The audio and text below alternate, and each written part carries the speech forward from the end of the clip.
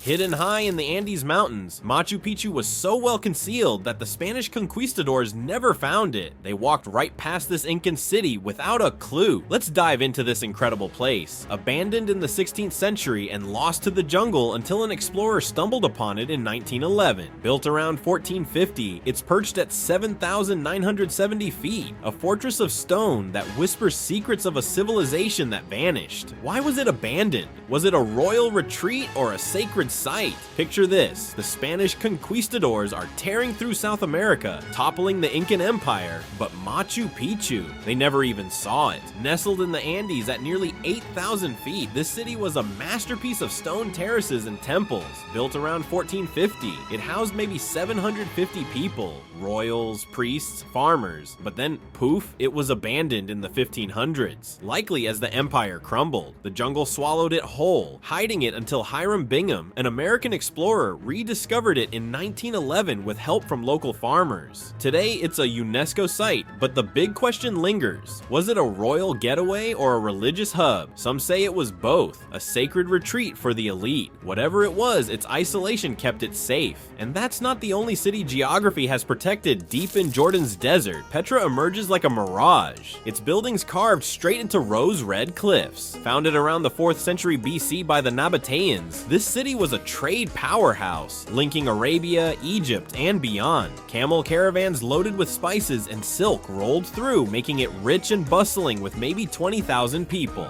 But by the 7th century AD, shifting trade routes and earthquakes left it deserted. The sands buried it until 1812, when Swiss explorer Johann Burckhardt tricked his way in, disguised as a Muslim traveler. You enter through the Sick, a narrow canyon, and bam, the treasury building hits you like a movie set. Was it a tomb or a temple? No one's sure, but its desert hideout kept it lost for centuries. Speaking of jungles swallowing cities, let's move to one that's even bigger and more mysterious. Angkor Wat isn't just a temple. It's the largest religious monument on Earth, sprawled across 400 acres in Cambodia's jungle. Built in the 12th century by the Khmer Empire, it started as a Hindu temple for Vishnu, then flipped to Buddhist as the region changed. At its peak, it anchored a city of up to 1 million people, with canals and rice fields feeding the masses. But by the 15th century, war and climate shifts drove people out, and the jungle took over, vines strangling the stone towers. French explorer Henri Mouhot rediscovered it in 1860, hacking through the overgrowth. Today, its 5 lotus-shaped towers are iconic, but why it was abandoned? Droughts or invasions? Maybe both. That jungle vibe reminds me of another lost city, this one in Mexico, where pyramids rise from the trees. Chichen Itza sits in Mexico's Yucatan jungle, a Mayan city that thrived from the 6th century. Its star is El Castillo, a stepped pyramid where, during equinoxes, shadows form a serpent slithering down the steps. Pure genius. This was a hub for trade and astronomy, with maybe 50,000 people at its peak.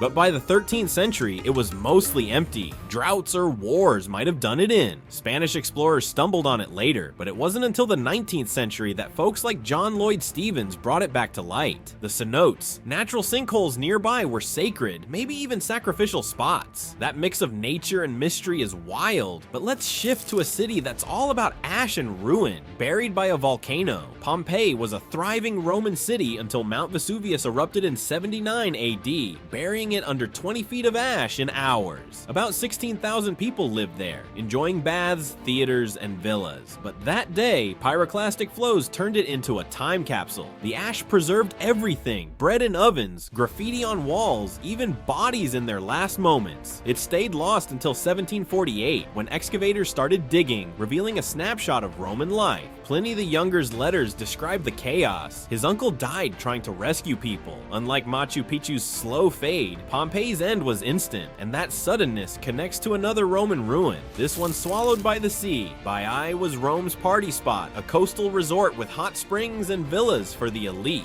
Think Caesar and Nero. From the 1st century BC, it was all luxury, with mosaics and statues galore, but volcanic activity in the Bay of Naples sank it over centuries. As the land subsided and the sea crept in, by the 8th century it was underwater, forgotten until divers in the 20th century found it, statues still standing on the seabed. Today you can snorkel through its ruins, a submerged Pompeii of sorts. That watery grave makes me think of another lost place, one that vanished across the Atlantic, shrouded in mystery. Roanoke Island off North Carolina was England's first stab at an American colony in 1587. About 115 settlers, including the first English baby born in America, Virginia Dare, set up shop. But by 1590, when a supply ship returned, everyone was gone. No bodies, no signs of a fight, just the word Croatoan carved on a tree. Did they join the local Croatan tribe? Starve? Get attacked? Theories swirl, but geography played a role. Isolated on an island, cut off by storms and supply delays. It's still unsolved, a riddle that pulls us to even wilder tales, like a city of gold that drove explorers mad. El Dorado wasn't a real city, at least not that we've found, but a legend of a golden kingdom in South America that sparked centuries of obsession. It started with the Muisca people in Colombia, who'd coat their chief in gold dust for rituals at Lake Guatavita. Spanish conquistadors heard this and spun tales of a city paved with gold. From the 16th century, explorers like Francisco de Orellana trekked through jungles and mountains, dying for a myth. Was it near the Amazon, the Andes? No one knows, but geography fueled the dream. Vast uncharted lands hiding riches. That mythical vibe leads us to another legend, one that sank beneath the waves. Atlantis is the ultimate lost city, dreamed up by Plato around 360 BC as a cautionary tale. He described a mighty island civilization sunk by the gods in a day and night of earthquakes and floods. Was it real? Some say it's in the Mediterranean, maybe Santorini, wrecked by a volcano 3,600 years ago. Others point to the Bahamas or even Antarctica. No ruins, no proof, but the idea of a paradise lost to the sea has gripped us for millennia. Plato's story might be fiction, but it connects to real discoveries, like how tech is unveiling lost cities today.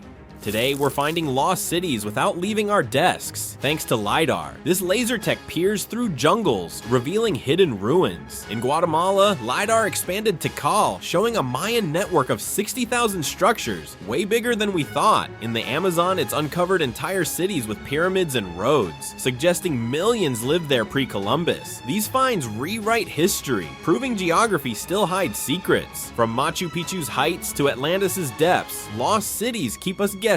What's next under the earth or sea? So there you have it. 10 lost cities and civilizations, each a geographical mystery that's thrilled explorers and dreamers alike. From Machu Picchu's jungle hideout to the Amazon's new finds, these places show how nature can bury the past, only to reveal it later. If you love this dive into the unknown, hit that like button, subscribe, and drop a comment. What's your favorite lost city? See you next time for more geography mysteries.